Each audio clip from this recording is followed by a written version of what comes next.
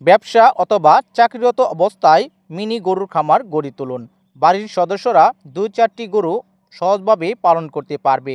কিছু কিছু টাকা জমিয়ে পরীক্ষামূলকভাবে গরু পালন শুরু করুন। বাড়ির আশেপাশে ব্যবসা অথবা চাকরি হলে আরও সুবিধা রয়েছে।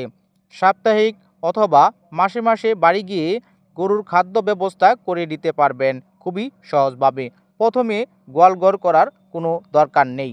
আপনার যে গোয়ালঘরটি রয়েছে ওখান থেকেই পালন করা শুরু করুন। তাই চাকরি বা ব্যবসা ছাড়ার কোনো প্রয়োজন নেই।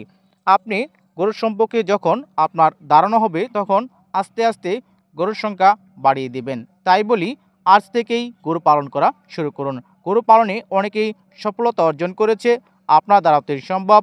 একটু চেষ্টা করে দেখুন। তবে ঘাস এবং খড় ব্যবস্থা করে রাখতে হবে যাতে কোনো প্রকার ঘাটতি না দেখা দেয়।